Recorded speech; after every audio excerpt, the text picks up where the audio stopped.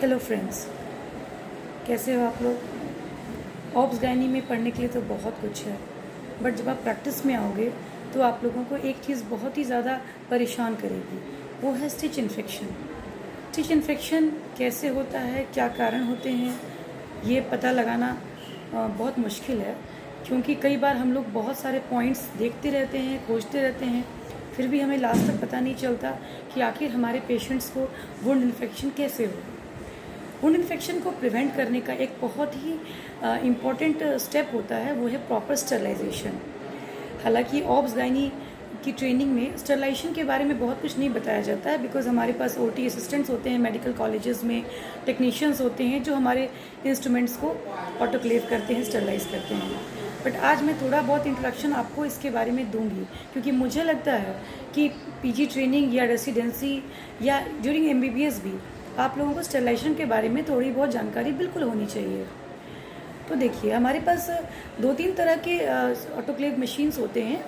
सबसे जो बड़ा होता है, जो कि जनरली देखा जाता है मेडिकल इंस्टीट्यूट्स में, वो होता है हॉरिजॉन्टल वाला ऑटोक्लेव। उसके बाद एक होता है वर्टिकल वाला, जो कि इसमें बड़े बड़े ड्रम्स रखे जा सकते हैं। उसके बाद छोटे ड्रम्स के लिए भी होता है, सिंगल ड्रम्स के लिए भी होता है जो प्रेशर कुकर टाइप का होता है, और एक छोटा वाला हॉरिजॉन्टल ऑटोक्लेव होता है जो आप लोग अपने ओपीडी में देखते होंगे, जो ओपीडी इंस्ट्रूमेंट्स के लिए होता है। तो मैं आज एक एक करके आपको सारे ऑटोक्लेव के इंस्ट्रूमेंट्स दिखाऊंगी। मैं बताऊंगी उसके पार्ट्स क्या क्या होते हैं और वो कैसे फंक्शन करते हैं, कौन सा ऑटोक्लेव सबसे अच्छा होता है, किसकी स्टरलाइजेशन किस लेवल की होती है। ये आज सब मैं आप लोगों को इस वीडियो में बताने जा रही हूँ, तो बने रहिए मेरे साथ। इन्फेक्शन कंट्रोल प्रैक्टिसेस जो होते हैं ऑपरेशन थिएटर्स में, उसमें डिसइंफेक्शन, स्टरलाइजेशन, स्टोरेज, मेंटेनेंस, इनका एक बहुत ज़्यादा इंपॉर्टेंस होता है। तो सबसे पहले जो इंस्ट्रूमेंट्स यूज़ किए जाते हैं उनको डिसइंफेक्ट किया जाता है। डिसइंफेक्शन के बारे में मैं आप लोगों को किसी और वीडियो में बताऊंगी। आज मैं फोकस कर रही हूँ स्टरलाइजेशन पर। तो स्टरलाइजेशन के लिए देखिए, मेरे पास 3 तरह की ऑटोक्लेव मशीन्स हैं। ये सबसे छोटे साइज का है, जिसमें मैंने पहले भी आपको बताया, ये मीडियम साइज का है, और ये सबसे बड़ा साइज का है। ये डिपेंड करता है कि आप किस तरह के ड्रम्स यूज कर रहे हैं। सबसे ज्यादा यूज होने वाला आउटडोर पेशेंट्स के लिए ये ऑटोक्लेव हम लोग यूज करते हैं, जिसको कि कॉमनली बहुत लोग बॉयलर बोलते हैं। आप इसको देखेंगे कि इसमें एक ये रेक्टेंगल टाइप का ये बॉक्स होता है जो कि स्टील का होता है, और ये वायर से अटैच होता है। पीछे में एक इसके अटैचमेंट होता है, इस तरह से कॉर्ड रहता है, और ये जाके आपके पावर प्लग में लगता है। गौर करना है कि ये कभी भी जो जिसमें कम एम्पियर्स के लगे होते हैं पावर प्लग, उसमें ये काम नहीं करता है। ये जब भी काम करेगा तो आपको ज़्यादा पावर के एम्पियर्स के ये पावर प्लग्स लगाने होंगे। और इसके जो पार्ट्स होते हैं उसमें आप देख रहे हैं बाहर से कि हमें एक ये टैप दिख रहा है, ये नल है। ये जो भी आप पानी डालते हैं इस ऑटोक्लेव में, उसको निकालने के लिए है। छोटा सा ऑटोक्लेव मशीन है, फिर भी इसमें टैप दिया हुआ है, वरना आपको पूरा का पूरा टर्न करके पानी निकालना पड़ेगा। और इसकी जो लिड होती है, ये लिड है, और ये आपका बॉक्स है। लिड जो होती है वो हिंज से यहाँ पे अटैच्ड होती है, ये आप देख रहे हैं। और हम लोग जब इसको अंदर में देखते हैं तो अंदर में ये देखिए, अभी थोड़ी देर पहले यूज़ हुआ था, इसीलिए थोड़ा सा गर्म है। जब भी गर्म रहता है तो हम लोग इसको हाथ से बिल्कुल ही नहीं निकालते हैं इसके ट्रे को। देखिए, इसको हम लोग ट्रे बोलते हैं। ये वाला पोर्शन जो है इसको हम लोग ट्रे बोलते हैं, ट्रे, जिसपे कि हम अपने सारे इंस्ट्रूमेंट्स को रखते हैं। और ये ट्रे को लिफ्ट करने वाला ट्रे लिफ्टर है, इसमें हमेशा दिया रहता है इसके साथ। इसको हम लोग यूं ऐसे अटैच करते हैं और ट्रे को बाहर निकालते हैं, और आपके जो भी इंस्ट्रूमेंट्स होते हैं वो आप इंस्ट्रूमेंट्स इसमें रख के आप लोग इसको ऑटोक्लेव करते हैं।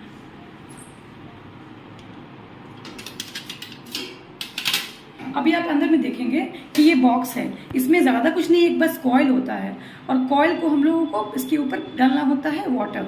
पानी का लेवल उतना ही होता है कि बस हमारा ये जो कॉइल है वो इसमें डूबा रहे, और प्रॉपर्टी सबकी वही सेम होती है कि एक टेम्परेचर रेज होगा और इसमें एक प्रेशर बनेगा।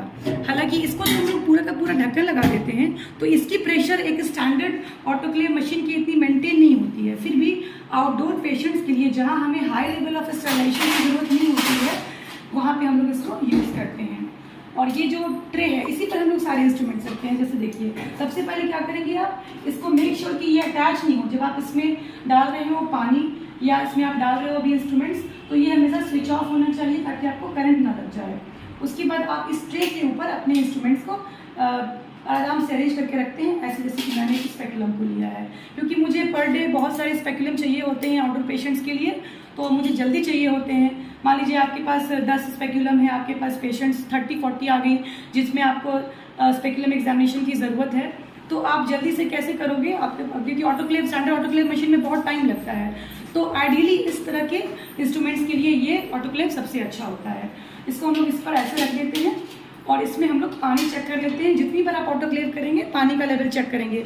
कॉइल डूबा होना चाहिए, अगर कॉइल डूबा हुआ नहीं रहेगा तो कॉइल के जलने के चांसेस रहेंगे, इससे आपका कॉइल खराब हो जाएगा और आपको बार बार कॉइल चेंज करना पड़ेगा। जो भी आपके नर्सिंग स्टाफ, उनके टेक्नीशियंस हैं, जो भी इस काम को देख रहे होते हैं, उन्हें समझा देना होता है कि आपको सबसे पहले पानी चेक करना है। उसके बाद इस ट्रे में हमको ज़्यादा इंस्ट्रूमेंट भी डालना नहीं है। ये देखिए ट्रे काफ़ी बड़ा है, इसमें हम बहुत सारे इंस्ट्रूमेंट डाल सकते हैं, बट इतना नहीं डालना है कि ये सीधे बेस पर जाकर बैठ जाए, वरना ये कॉइल के ऊपर जाके बैठ जाएगा। उसके बाद आपका स्टरलाइजेशन प्रोसेस अच्छे से नहीं हो पाएगा। इसके बाद हम लोग इसको, इस ट्रे को अंदर में हम लोग डाल देते हैं। इसका जो अटैचमेंट है वो बड़े आराम से हो जाता है। सब इंस्ट्रूमेंट्स भी यहाँ डाल देते हैं और इसको बंद कर देते हैं।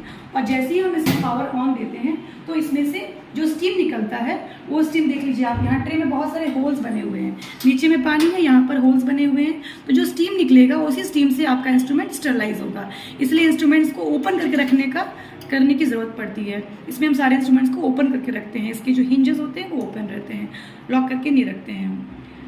ये देख लीजिए,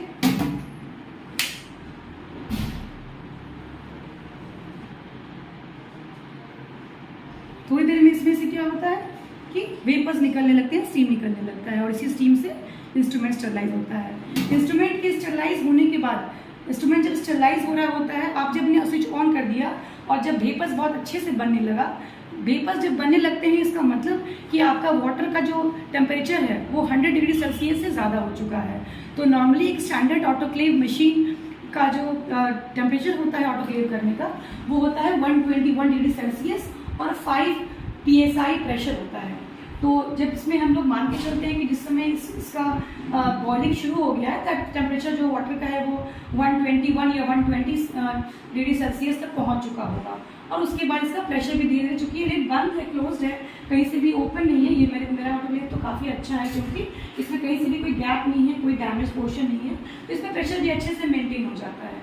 प्रेशर जब मेंटेन होने लगता है तो हम लोग जिस समय से आपने देखा कि आपको वेपर्स अच्छे से मिलने लगे हैं, स्टीम बनने लगा है, उस समय के बाद से आपको लगभग 15 से 20 मिनट अंदर में इंस्ट्रूमेंट्स को रखना है। 15 से 20 मिनट रखने के बाद आपको इसका पावर प्लग को ऑफ करना है और आपको फिर ये लिफ्टर जो होता है जिससे कि हम ट्रे को हटाते हैं, इससे आपको निकालना है। अगर आपके पास ये नहीं है निकालने के लिए ट्रे को, तो आपके पास दूसरा ऑप्शन है कि आप थ्रिटल फॉर्सेप भी यूज़ कर सकते हैं, जिसको कि हम लोग कॉमनली लिफ्टर बोलते हैं। लिफ्टर से भी हम लोग इंस्ट्रूमेंट्स को निकालते हैं। कभी भी हम लोगों को स्टरलाइज इंस्ट्रूमेंट्स को अपने बेयर हैंड से नहीं टच करना है। जैसे देखिए हमारे पास ये थ्रिटल है, थ्रिटल फॉर्सेप भी बोलते हैं इसको, क्या लिफ्टर बोलते हैं। ये हमेशा एक हमारा स्टैंडर्ड सॉल्यूशन में डूबा हुआ रहता है, या तो इसको आप स्प्रिट में डुबा के रखते हैं, या आप इसको सैवलॉन में डुबा के रखते हैं, या बीटाडीन सॉल्यूशन में रखते हैं। और इसको भी वीकली आपको स्टरलाइज करना होता है थ्रिटल फॉर्सेप को। इससे हम लोग इस तरह से इंस्ट्रूमेंट्स को हटाकर हमें जिनको भी देना है उसको हम लोग दे सकते हैं। तो आपके पास ये दो ऑप्शन है, तो आप इससे हटाओ, या फिर आप अगर आपको एक ही बार में पूरा ट्रे निकालना है, कोई आपने ऑपरेशन के लिए किया है, तो आप इस लिफ्टर से ट्रे को आप लिफ्ट कर सकते हैं। तो ये हो गया।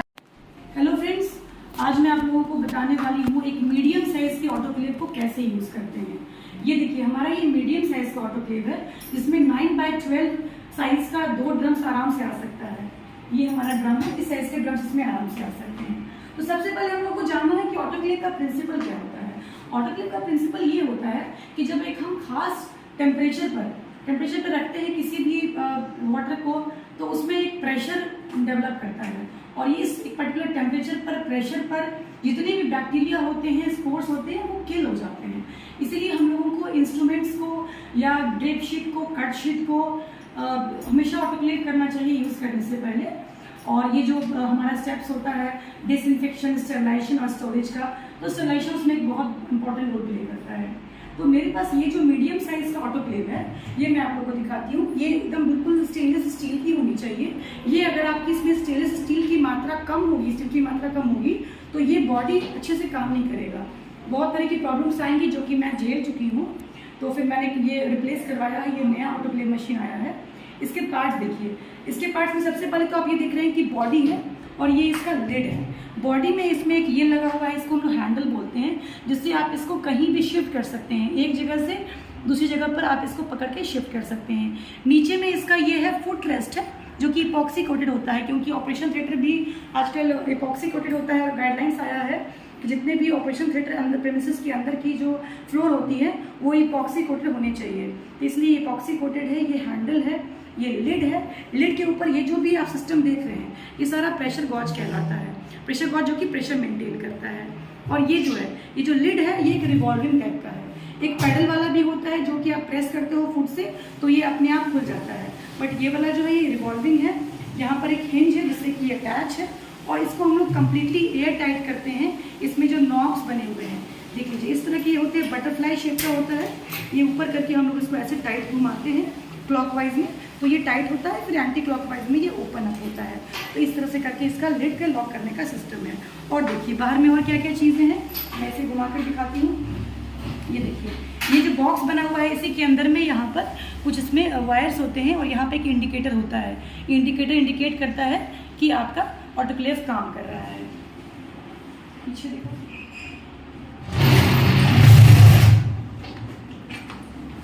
ये देखिए इस ऑटोक्लेव में यहाँ पर जो एक फिर से टैप लगा हुआ है।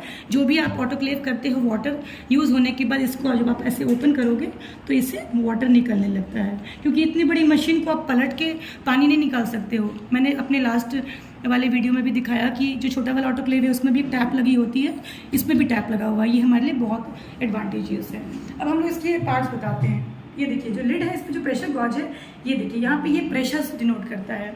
इसमें जो मार्किंग बनी हुई है, पहले येलो है, उसके बाद ग्रीन है, उसके बाद रेड है। इसमें जो भी मार्किंग है वो PSI यूनिट्स में रहता है, जो 0, 5, 10, 15, 20, 25, 30 तक जाता है। लेकिन जनरली जब हम लोग ऑटोक्लेव करते हैं तो इतना आगे जाने की ज़रूरत नहीं होती है। ये अगर 15 तक भी आ जाता है तो हमारा स्टेबलाइजेशन बहुत अच्छे से हो जाता है। तो ये हमारा प्रेशर गॉज है जो कि प्रेशर मेजरमेंट करता है, मेंटेन करता है। इस मशीन में टेम्परेचर डिनोट करने वाली अपरेटस नहीं है, बट ये इसका मैकेनिज्म कुछ इस तरह से बना हुआ है कि ये 121 डिग्री सेल्सियस पे जाने के बाद ही 15 साइड तक जाएगा। और ये देखिए ये वाला एक है, ये प्रेशर रेगुलेटिंग वाल्व है जो कि कुछ सर्टेन टेम्परेचर पे जाने के बाद ये विस्लिंग साउंड शुरू करता है। लेकिन विस्लिंग ऐसी नहीं होती है जैसे कि हमारी कुकर में होती है, ये थोड़ी थोड़ी आवाज़ करने लगती है। बहुत लोग कंफ्यूज करते हैं कि इसमें विस्लिंग साउंड होगा तो ये सही होगा, ऐसा नहीं है। क्योंकि अगर ये पूरा विसल हो गया, इसका सारा स्टीम निकल गया तो इसका प्रेशर वापस से कम हो जाएगा। हमें 15 PSI तक पर मेंटेन करना होता है 15 से 20 मिनट तक। तो उस प्रेशर को हम तभी मेंटेन कर पाएंगे जबकि अंदर का स्टीम बाहर नहीं निकले। तो ये है हमारा एक प्रेशर रेगुलेटिंग वाल्व है। और दूसरा ये देखिए, ये जो है ये है सेफ्टी वाल्व। अगर किसी कारण से प्रेशर अंदर का बहुत ज़्यादा बढ़ गया हो, मान लीजिए कोई स्टाफ लगाकर छोड़कर चला गया हो, तो उसके बाद इससे प्रेशर रिलीज होने लगता है। इससे ये फ़ायदा हमें होता है कि हमारा ऑटोक्लेव बर्स्ट नहीं करता है, फटता नहीं है, क्योंकि इससे सारा प्रेशर निकल जाता है। और ये है आपका रिलीज़ करने वाला वाल्व, वैक्यूम रिलीज़ करने वाला वाल्व। ये तो हम लोग ऐसे भी स्टीम को, वैक्यूम को रिलीज़ करते हैं। जब ऑटोक्लेव स्टार्ट करते हैं तो हम लोग इसको खोल देते हैं, और जब हमारा पावर प्लग ऑन हो जाता है और जब वाटर वेपर बनने लगता है तब हम लोग इसको लगा देते हैं। इससे क्या होता है कि जो भी अंदर के जो एयर हैं वो निकल जाते हैं and that is replaced by steam.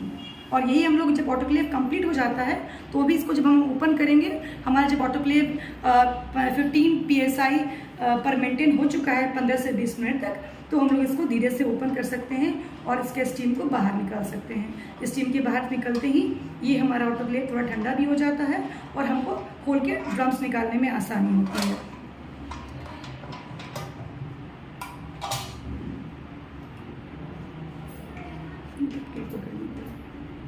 अब इसके मैं अंदर के पार्ट्स दिखाऊंगी। ये आप देखिए,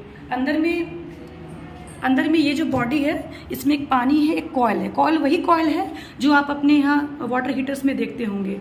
छोटे वाले जितने भी ऑटोक्लेव हैं सब में कॉइल होता है। सबकी प्रॉपर्टी सेम है कि इसमें जब भी इलेक्ट्रिकल एनर्जी आती है that is converted into steam energy.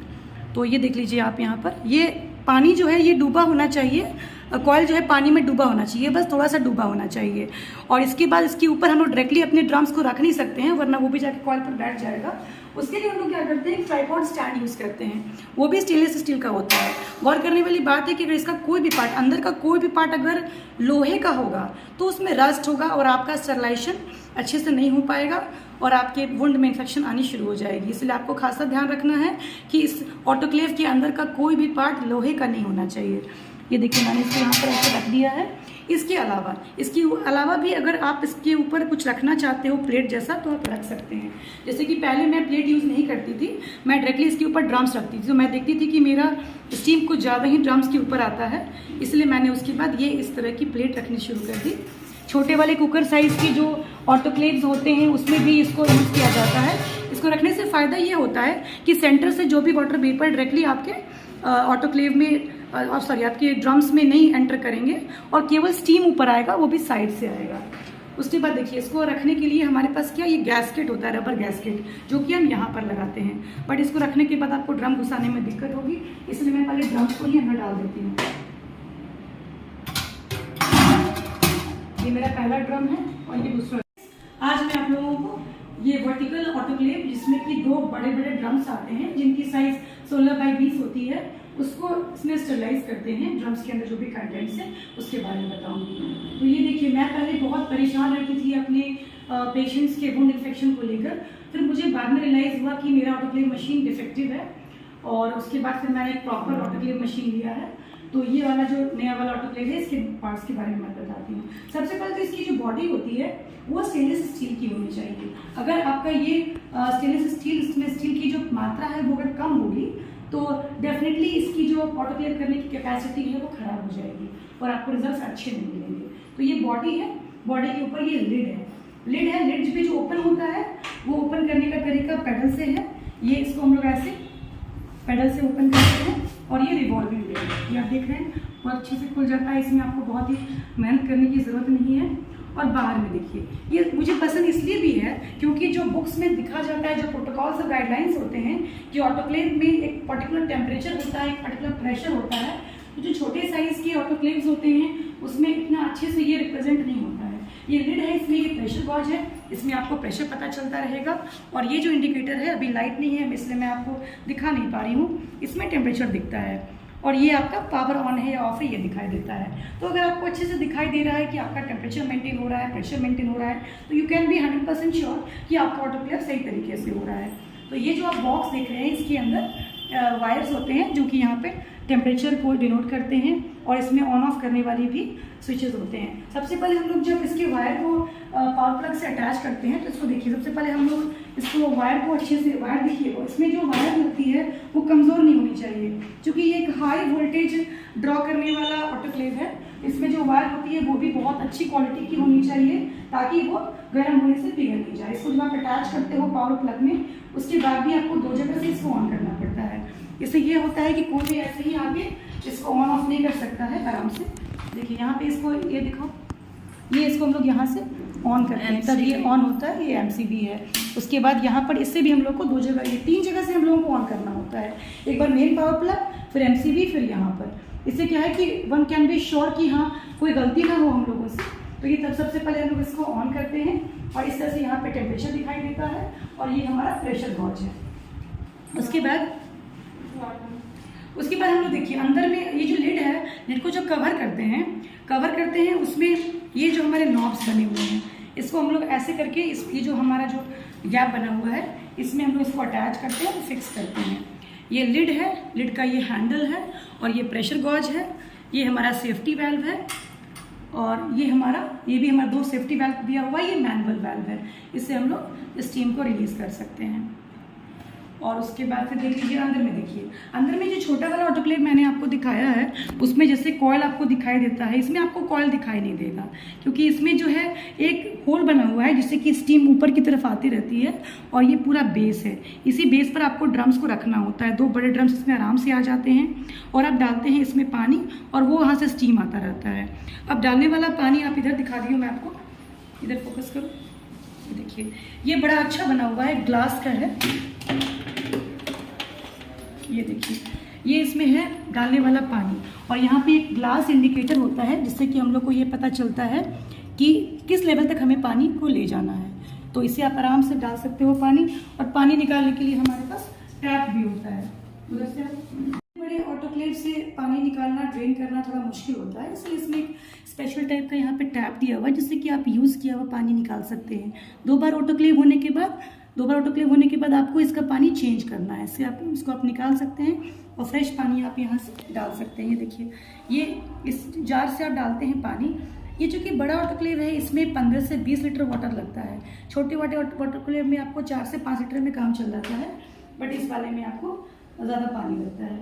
But sterilization अच्छा होता है, इसलिए इतना मेहनत करना जेन्युइन है। ठीक है, तो ये हो गया सारा टाइप्स का ऑटोक्लेव जो कि जनरली हमारे यहाँ यूज़ होता है। और एक जो बड़ा वाला हॉरिजॉन्टल ऑटोक्लेव होता है CCSSD, तो वो वाला मैं किसी और वीडियो में आपको बताऊँगा।